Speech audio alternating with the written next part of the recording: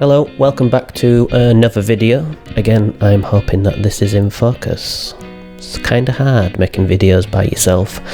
So I made a video the other day about how I got into using these sort of M42 vintage lenses, but now I'm going to give you, let's say, 5 reasons why everyone should use them.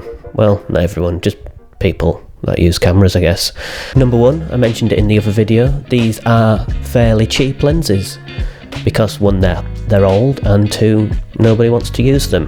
No, I'm kidding. I think the cheapest one I bought were £3.50, and that was from a car boot sale. And the dearest one I bought was from a shop that sells old cameras, and it cost me about £60, which is still far, far cheaper than what even a basic lens would cost new. So yeah, number 1, super cheap. Number 2 is the aperturing is on the lens. Now, if you've ever used like a cine lens, you will know that that the aperturing is on the lens, and it is the best thing. Like, it's so much more convenient than having to touch the screen or go into the settings or whatever your camera needs. Having it there on the lens is, well, it's a game changer, really. Yeah. Number 2, aperturing is on the lens. Number 3, again, I touched on this on the other video, but the look looks great. I'm using a 50mm lens to shoot this, and you make your own decisions. I'll try to do a comparison with this 50mm and the nifty 50. Hopefully in this comparison video you can see there's a bit of a difference. It's picking up something that looks, sometimes it's hard to tell why it looks different, but it just feels different.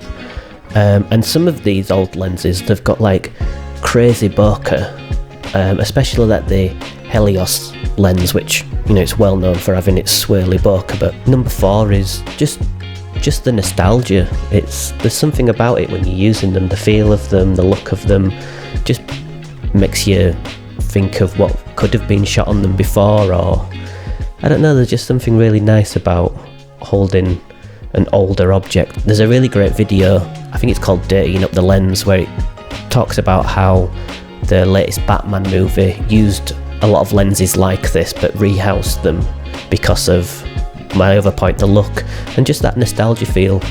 And my 5th and final point is, it's a really good talking point.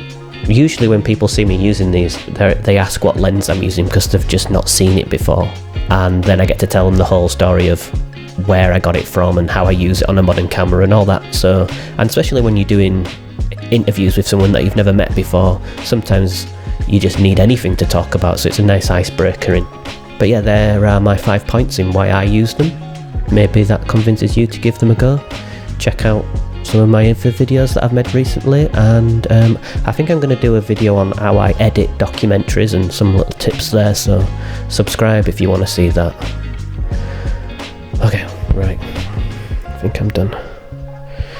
This is a lot harder than it looks.